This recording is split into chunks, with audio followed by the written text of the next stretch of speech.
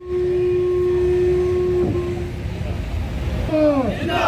जिंदाबाद जिंदाबाद जिंदाबाद जिंदाबाद भारत माता की जय भारत माता की जय भारत माता की जय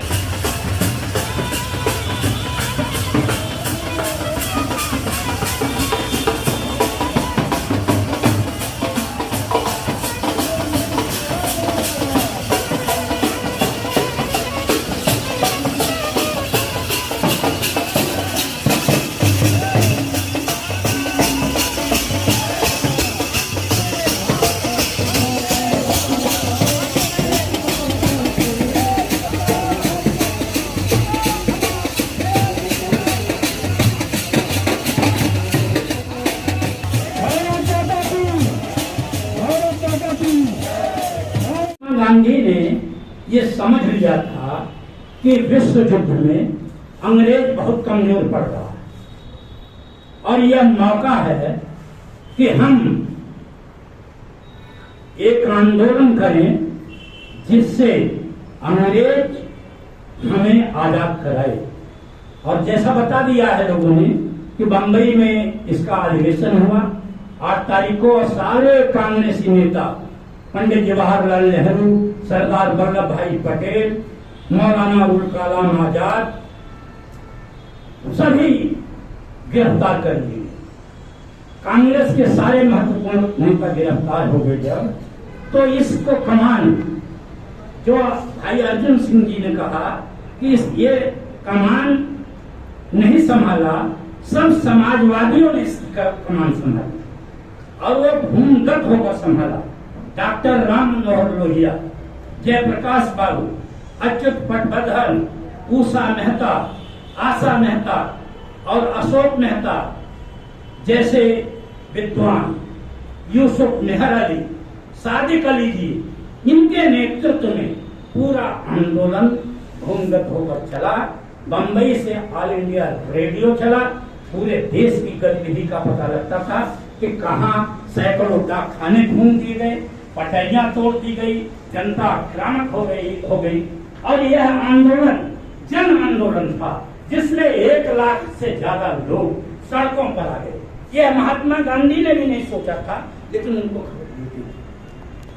तो मैं इस अवसर पर उन क्रांतिकारियों और वीरों को नमन करना चाहता हूं जिसमें 950 लोग शहीद हुए, 14,000 से ज्यादा लोग घायल हुए, 18,000 लोगों पर डिफेंस ऑफ इंडिया रूल लागू हो गया और 60,229 लोग गिरफ्तार करके जेलों में डाल दिए गए, यातनाएं दी गई लगातार, लेकिन जन आंदोलन झुका नहीं। ऐसे क्रांतिकारी वीरों ने, और मैं आप लोगों को बता देना चाहता हूं कि 1900 यह जो जन आंदोलन था, अंग्रेज घबरा गया, इससे डर गया और यहाँ पर 2 महीने तक ब्रिटिश सरकार बिल्कुल काम नहीं कर रही थी, हर जगह हाईजैक हो गया। इतने बहादुर लोग हम लोग हैं, समाजवादी हैं, देश की जनता है तो लाखों सड़कों पर आ गई। और आज षड्यंत्र है संविधान को खत्म करने का, संवैधानिक संस्थाओं को खत्म करने का। क्या समझ रहे हैं ये लोग?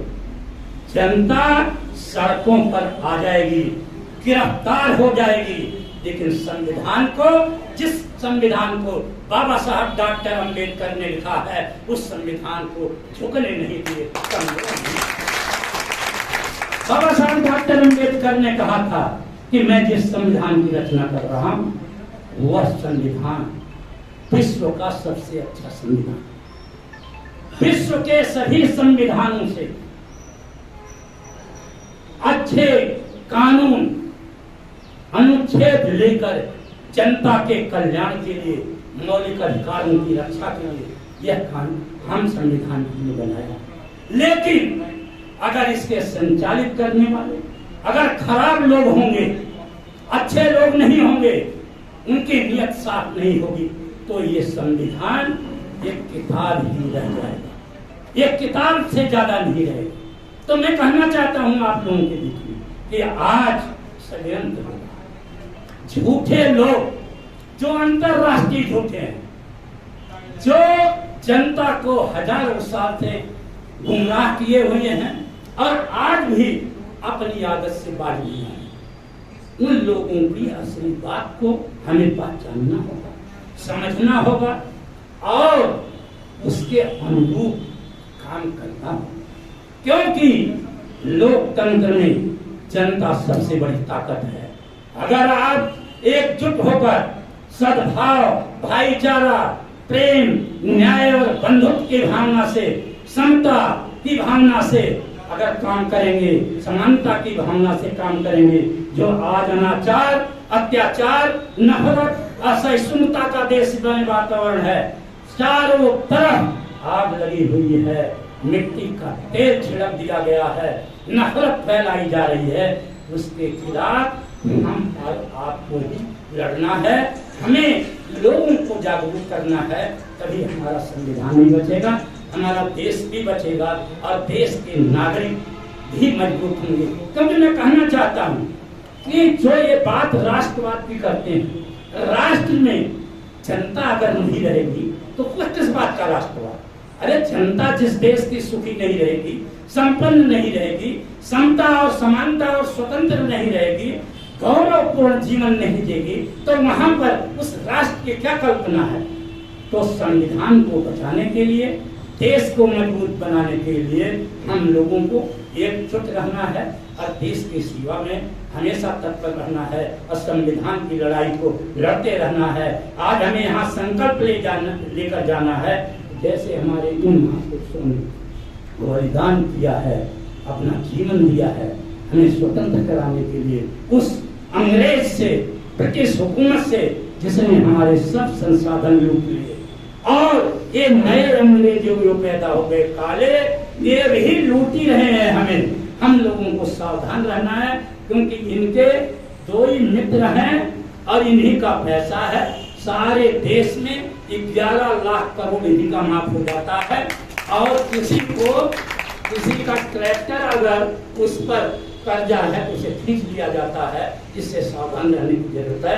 बहुत बहुत धन्यवाद आप लोगों का करता हूँ और उन शहीदों, स्वतंत्रता सेनानियों, वीर बलिदानियों के चरणों में नमन करता हूँ कि आप लोगों ने अपने मन को न्यौछावर करके हमें आज यहाँ बोलने के लिए मजबूत से तैयार किया है। बहुत बहुत धन्यवाद करता हूँ। मैं आपसे ये कहता हूँ, संगठन शक्ति खड़ी करो। इस देश में प्राइवेटाइजेशन की आंधी अभी नहीं, अभी तो 24 की जो घोषणा हो रही है, बम्बार्डमेंट तो फिर शुरू होगा। यहाँ पर शिक्षा आपको नसीब ही नहीं होगी। ये तो जितने पढ़े लिखे फोटो लग रहे हैं भाई साहब, जिससे आपने भारत छोड़ो कहा था, वो गरीब नहीं दे दिए हैं आपके लिए। यहाँ तो ढकोल संघ पैदा हो रहे हैं। ढकोल संघ से ये है की हजूरी करते रहिए, की हजूरी करते रहिए। अरे हिंदू वंदे मातरम क्या है? जब वंदे मातरम क्या है, जब मेरे मणिपुर के अंदर माताएं जल रही हैं, तो फिर वंदे मातरम कहाँ है? कहाँ है भारत माता? यही तो बैठी हुई है भारत माता, जिन्होंने तुम्हें पैदा किया है हमको। अगर इनको जला दिया जाएगा जिंदा खड़े करके, चाहे मणिपुर में हो या नूरमहल में, कैसे?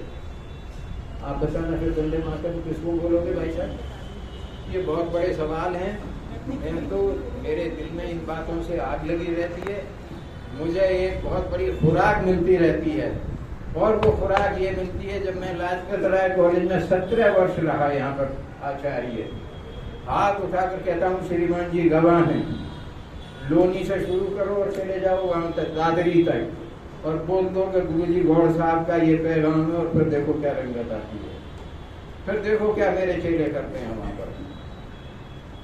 ये सिर्फ गौड़ साहब ही नहीं थे, उस समय अध्यापकों की जितनी नस्ल थी वो विद्यार्थियों को बढ़ती थी। मैं आपको बताता हूँ, हम इन्हें ठगते तो ये हमें गणेश मूर्ति बनाने बैठे थे। आप बताइए, यहाँ पर पकड़ लेते हैं। ये कह रहे थे गुरुजी आपको को लगवा देता हूँ कार, उस पर सज धज के चलाएंगे अपने गुरुजी के लिए। मैंने कहा भाई साहब, भारत छोड़ो आंदोलन की बातें करते हो, हैं?